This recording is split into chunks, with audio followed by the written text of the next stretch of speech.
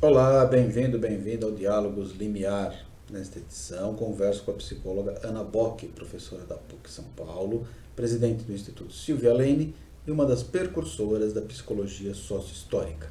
Nesta entrevista, concedida originalmente para o Sindicato dos Psicólogos de São Paulo em novembro de 2020, Ana fala de sua formação, militância e de como a psicologia pode auxiliar a sociedade nesses tempos de pandemia. Confira aqui alguns momentos dessa conversa, a íntegra pode ser acessada no link que eu deixo abaixo. Muito obrigado e um bom diálogo. Ana Mercedes Bahia Bock. Quer Isso. dizer, no DNA tem a brasilidade, a latinidade, né? É o marido que é Bock. E a globalidade do marido que se formou aos 23 anos. Né? O que a menina Ana se interessou por uma psicologia voltada para a transformação social? Olha, o período que eu estudei, de 70 a 75, na PUC de São Paulo, a PUC principalmente, o Brasil, mas a PUC em especial, vivia um momento, os anos de chumbo, e, portanto, subterraneamente, muita coisa acontecia.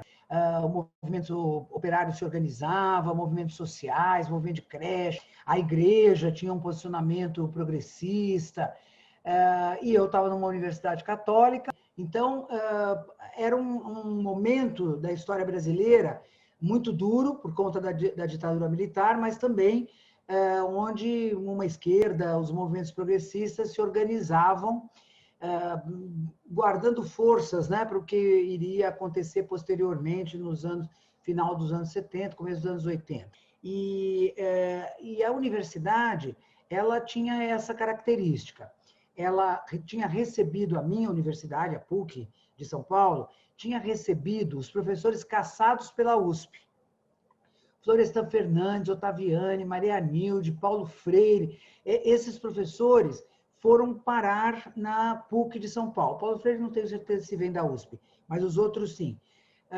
Foram parar na PUC de São Paulo, que era um lugar que Dom Paulo Evaristo Arnes, que era o cardeal de São Paulo, acolheu. Dom Paulo foi muito firme contra a ditadura. E é isso eu vivi nesse período na universidade. Então, eu vivi aquela gestação. E isso tinha repercussão nos debates, nos textos que a gente lia, nas discussões em sala de aula, nos trabalhos que realizávamos, né? Eu fiz trabalhos, por exemplo, em Osasco, com o professor Abib, lá nos sindicatos metalúrgicos de Osasco. A gente ia lá perguntar para os operários que eles achavam que era psicologia, se eles conheciam, né? A gente ia perguntar da vida deles. Eu fiz trabalho na favela do Rio Bonito com a professora Maria Nilde Marcelani. Então, eu acho que é isso. Eu sou fruto desse período histórico, né? E ali nascia com Silvia Lane, com o professor Abib, com o professor Odete, nascia um pensamento crítico na psicologia a partir da academia, né? Não que a psicologia não tivesse pensamento crítico, mas era pequeno, né? Não era um pensamento hegemônico. E Então, sai da academia e vai para a vida mesmo, né? Para o movimento. nós trabalhamos em favela, alfabetizando, a partir do método Paulo Freire, muita coisa. Então, é isso. Dos anos 70 para agora. Um dos muitos memes, cards que eu vi esse ano aqui, um deles dizia que o mundo acabou em 2019 e a gente é a turma que não foi para o céu. Aí eu te pergunto, como é que a psicologia, os profissionais, os psicólogos, as psicólogas podem ajudar a gente a sair desse inferno? Ou enfrentar essa pandemia, né, em outros termos? Eu acho que a psicologia ela pode ajudar sendo sensível a alguns aspectos psicológicos que a gente vive. Por exemplo, a solidariedade. Num país que você tem um governo truculento, grosseiro com a sua população, grosseiro para lidar com as questões, com descaso para as mortes, né? 170 mil mortes que nós já temos. Há contraditoriamente, exatamente pela ausência do Estado em todos os lugares, né? Há um cuidado de um com o outro, principalmente nas comunidades, nas favelas, né? e entre jovens houve assim um surgimento de uma solidariedade vigorosa, né? Das pessoas trocando apoios, né? E eu acho que a psicologia poderia ter destacado, dado visibilidade a isso, como um fator importante nos vínculos entre as pessoas. Porque a questão da pandemia, ela é uma catástrofe. Como toda catástrofe, ela exige o fortalecimento de vínculos entre as pessoas, para que elas possam se sustentar, para que elas possam se recompor, para que elas possam se salvar. Então, os vínculos entre as pessoas, as relações sociais, né, elas carecem de serem fortalecidas nesse momento. E houve muita iniciativa solidária, de apoio, de fortalecimento de vínculos. E a psicologia podia ter dado visibilidade maior a essas questões. Podia ter dado visibilidade a questões do medo da morte, né? Você passa a encarar a morte mais de perto, você pensa na sua finitude, né? A gente se redefine, muitas coisas se ressignificam num período como esse. E nós poderíamos ter ajudado mais nessa visibilidade desses aspectos que eu estou chamando aqui de psicológico. Nós fizemos algumas coisas. Nós nos reunimos para fazer uma marcha virtual, nos aliando ao movimento Brasil pela Vida e pela Democracia.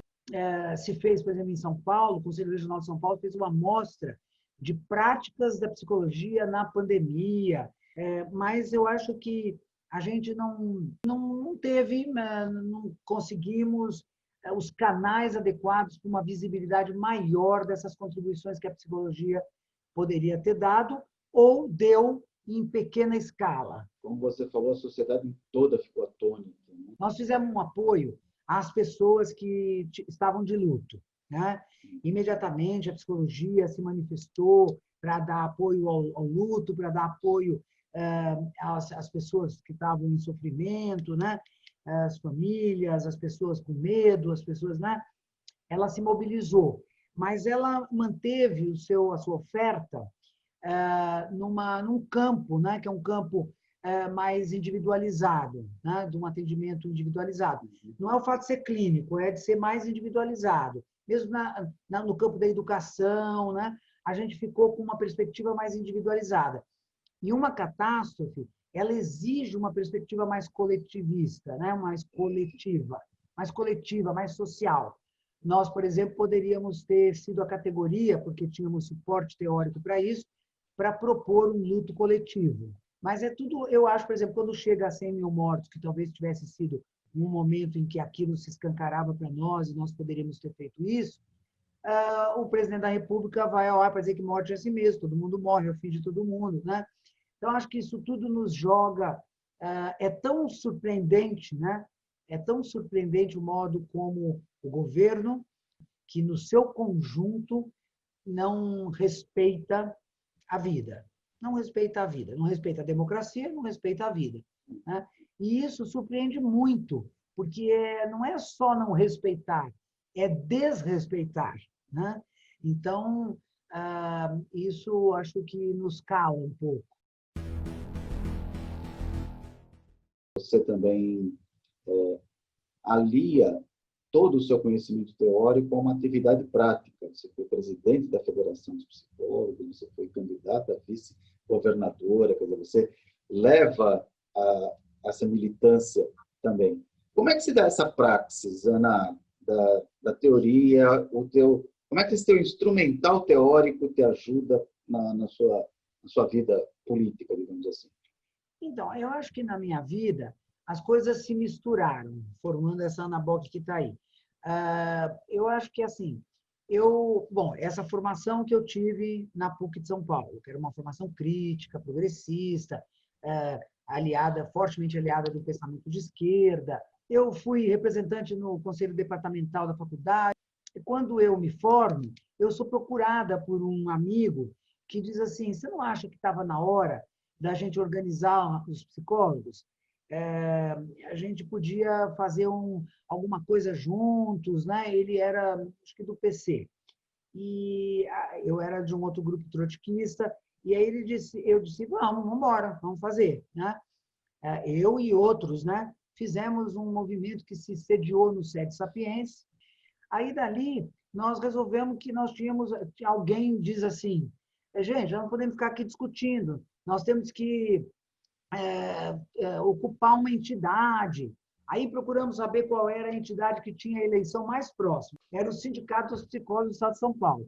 Tinha um coronel na presidência, e nossa é uma campanha de sindicalização fortíssima, ampla, grande, e ganhamos as eleições. Então, o meu primeiro lugar assim de trabalho da profissão foi o Sindicato dos Psicólogos do Estado de São Paulo, né? Eu fui diretora, secretária, depois eu fui diretora-presidente.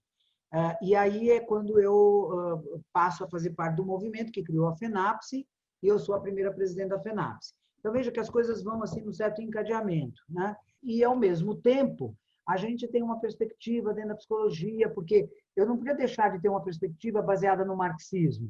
Tinha sido a minha formação, né?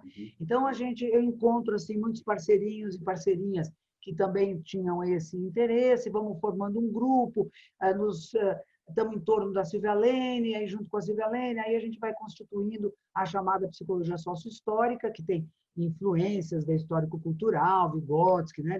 Dialoga com muitas coisas, a Silvia dialogava com muitas perspectivas, então a gente vai meio que conseguindo uma certa coerência, né?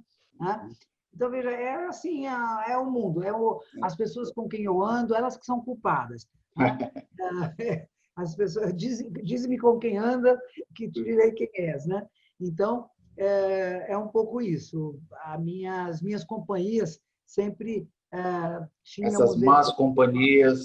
As más companhias, tínhamos essas preocupações, né?